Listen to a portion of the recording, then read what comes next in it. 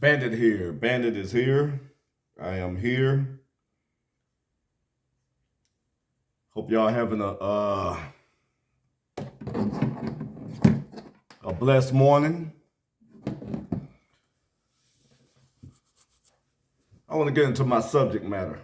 Been really weighing on me. Men,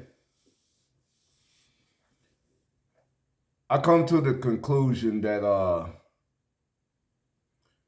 I think that our children are being socialized not to care about fathers, about men. They're being socialized to feel this way, to be that way.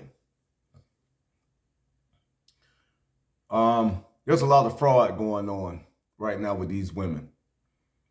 A lot of fraud going on. As you know, I have my son living with me. He's been living with me for quite some time. And I don't talk bad about his mom to him, but I do let him know about women and how they conduct themselves. How a virtuous woman will conduct herself, and how a woman that is not virtuous, how she conduct herself. And he's coming to the conclusion now that his mother is not so virtuous. I didn't have to make up his mind for him. He came to that conclusion on his own. Now, I have some family members that say, you should not badmouth his mother to him. They would assume that I'm bad-mouthing his mom to him because of the conclusion he came up with. Well, let's get the facts. Let's lay the facts out there. His mother don't see him. His mother don't spend birthdays with him, Christmas or whatever her religion is or whatever. Holidays. Let's call it holidays. She don't see him on holidays. She spent all that with her new boyfriend or whoever her boyfriend is at the time. Okay. Now, he's going to come to his own conclusion of what she thinks is more important. Now, I'm his father. In this country, in this nation of America, in the black community, we ain't worth a damn. We expendable. You understand? We are only a workhorse. That's what we are. We are a workhorse. We're a tool. We're being treated like that. And when you can't do what they want you to do, they have no use for you. Meaning that they need help. They need assistance. We don't need assistance. We don't. Because for the most part, black men will go out there and do what they need to do to survive. They will. For the most part. So I have women in my family telling me that I need to do this and I need to do that and I got to take the step to do this and I need... No. When the government told me, you're going to pay this, it became a bill. Do I love my oldest son? Yes. I love my daughter? Yes, very much. But when their mothers took me to court, when I specifically asked them not to do that, I specifically told them, whatever the kids need, I got it. If you need help with anything within reason, I got it. They didn't listen to that. because they wanted that thumb on me. They wanted that foot on my neck. They wanted me in the system.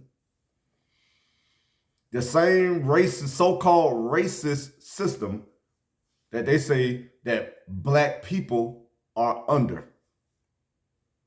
They put the black man in that same system. That's why when it comes to Michael Brown and George Floyd, I don't want to hear it. I don't care. I don't care to hear anything that black women got to say about white supremacy or racism. They are using that same system to put us in jail, have us in family court, have us under child support. And when you can't pay or hard times come on, okay, that's when they're going to go after you. You're going to be in jail. You're going to lose your license, young man. You're going to lose stability. It's going to set you back years. Your credit will be ruined. And most important, the relationship that you have with your children will be ruined. Because the fact about it is that these women do not care about their children. Black women, for the most part, 98% of black women do not care about their children. I would say 98%. They don't care. They get all their insecurities from their mothers. All of it. Because black men ain't running around calling their daughters nappy head. Black men ain't running around calling their sons punks. So they're not learning insecurities from the man. And once you put that child in the system, under this so-called racist system that black women and black men are calling the system, once we're put under that system, you don't get to holler racism. You don't get to talk about white supremacy. You put a black man under this government system where it can ruin his life, you don't get to talk about that. You laid down and made a baby with that man. And all of a sudden, when things don't go the way you want it, you'll use that same system to try to cripple that man. I was talking to my aunt this weekend. Last weekend, I was talking to my aunt, and she was telling me her son now. I think he's gonna be 22 years old. He's gonna be 21 years old this year because he's a year behind my son. Almost a year behind my son. My aunt and my son's mother was pregnant at the same time. My aunt and my oldest boy mother was pregnant at the same time.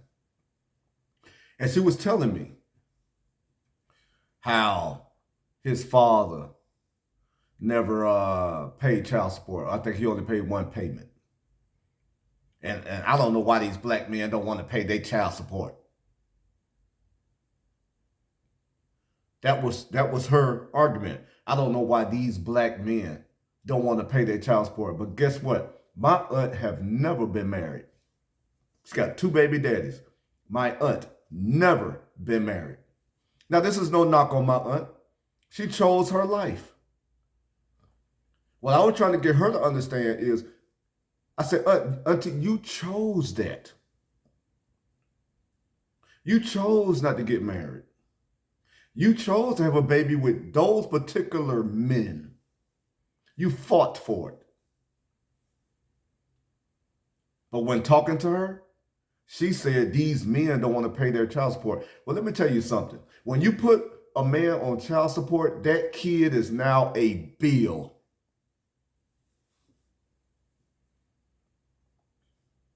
That kid is a bill. And you know how I learned to understand that? I learned to understand it because I got to give him his props. I don't care who don't like this man. I don't talk about other people's shows. I don't have a comment for what other people go through and disputes. But at a critical time in my life, this commentator, his name is Tommy Sotomayor. I'm not going to get into who he's arguing with and who don't like him.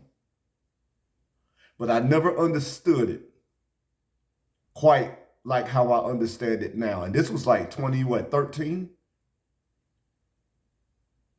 2012?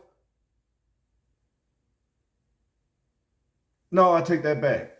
My divorce was final in 2014. So it had to be around the end of 2014, maybe the middle of 2014. And he did a video and he said, that child is now a bill. And it made sense to me. Because my thing is this, if you put me on child support, where if I fall into hard times, then my license is taken from me, meaning my ability to drive is gone. My credit, it goes on your credit now. And most jobs won't even hire you if you have bad credit now. And even back then, they was already looking at your credit because it's a risk to hire someone that is in deep debt. They can't be trusted. It all ties in. Debt, credit, unemployment, employment, that all ties in. They take an account for that. When they get your social security number, they will run your name. And they will base everything and their decisions on whether they're going to deal with you or not. And those women know that. So what he said, and at the time I did thought it was a bit harsh. But now, you know, and not just now, but about 3 to 4 weeks after I saw his video, I started critically thinking. Because I will always say I didn't become a full man until I was about 39 years old. I have a birthday this month. And I'm in my late 40s. When he said, how can you love a bill that can take everything that you work for away from you, including your freedom? Now, I thought about that. I thought about it long and hard because I said, you know what? I love my son. I love him. I love my daughter. But how can you love a bill that this woman made a bill? You didn't make it a bill. You was already doing what you're supposed to do. But that woman, to be vindictive and evil and keep a track on you to break whatever it is that you're trying to accomplish. Now you got to go to court. Now you got to run down here to the family court. Now you got to take these classes, taking time from your day where you could be building yourself. How can you love that? And he also said this, it's like having a car. And that car dealership say, anytime that you cannot pay this bill, we're going to take your license so you can't drive it until you pay that bill. And if you get too far behind with this car note, we will put you in jail. Would you love that car? Would you want that car? And that's what these women are doing when it comes to these children. They're making these kids like the stuff that they buy. Kids today in the black community is no more than stuff that could be used for their advantage. Now, I ain't got to be up here calling women bees and calling them names. I'm telling you straight. A lot of these men out here that's not in their children's lives is not because they don't want to be in those children's lives. It's not because of that.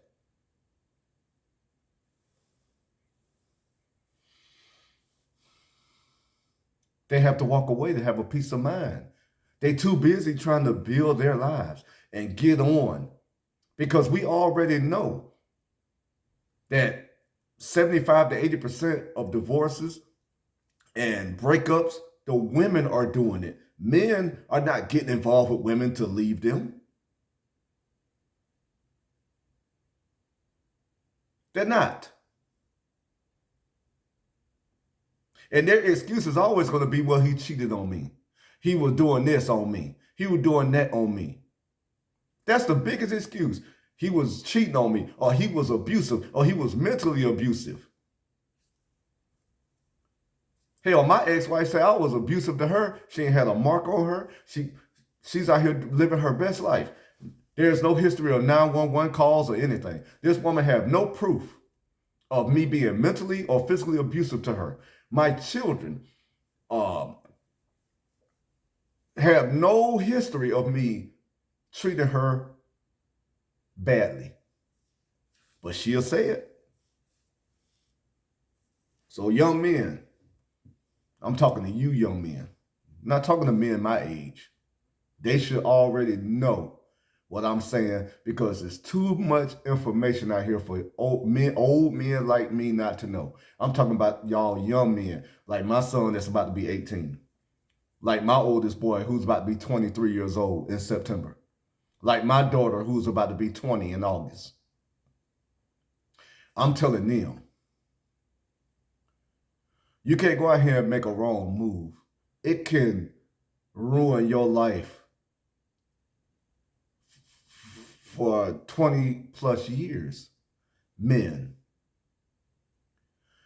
when you make a critical mistake like this and get the wrong woman pregnant, she got you. She got you. She got you by the heels, and there's nothing you can do about it. And now you see these men out here. They're starting to kill women. Women are getting killed because the women are raising the boys that are not emotionally stable. They're not spiritually stable. And when these women now, they do something to these boys that's been raised by these women, they act just like the women that raised them. They're not like me. This new generation is not like my generation. I'm a Gen Xer. We took the pain. We took it. Yeah, you had a few men that would kill a woman here and there, and it was a horrible story. But it was rare. It was very rare. Now, you see men killing themselves. They will kill the woman and kill themselves and the kids. And the government don't care. They sweep it right up under the rug. And then at the same time, you have these women aborting thousands of babies a day. But when they have the baby, they'll still blame the man. They'll still take him to court. They'll still tell him that he's not being a good parent, that he's not providing, but she's able to abort the child and give up the child for adoption at her discretion. What does that tell you? That the government is putting the women over the men because we are the workhorses. We're going to make substantially more money. Why? Because we don't have maternity leave. We don't have all these excuses to be out of work. We have to work. So we're going to pay more in taxes. We're going to pay out more to the system. So who do you think the government want to have the money? Who do you think? They want the women to have the money because they want stuff. And that's what keeps the economy going. Redistribution of wealth. That's what they have done to the black community. And the way they did that is by dividing the man and woman. You got women now, they don't want to be a wife. They don't want to be married. That was a known thing back in the day, that a woman wanted to be kept and taken care of. They wanted that ring. They wanted to be a homemaker. They wanted to take care of their family. They belonged. That's what made them a woman. Not today. Not today. And the problem is, they want men to be traditional and they want women to be modern. And it's not working in the black community. It's not working. So I'm going to end this video with this. You got to take care of yourself. You got to watch out. Listen to the bandit. I am here for you, young men. Young men who watch my video, get other young men to watch my videos. Subscribe to my channel. It's very important because I'm going to tell you, I hate to see young men end up with a baby mom and got to hear her crap. Got to be back and forth out of court.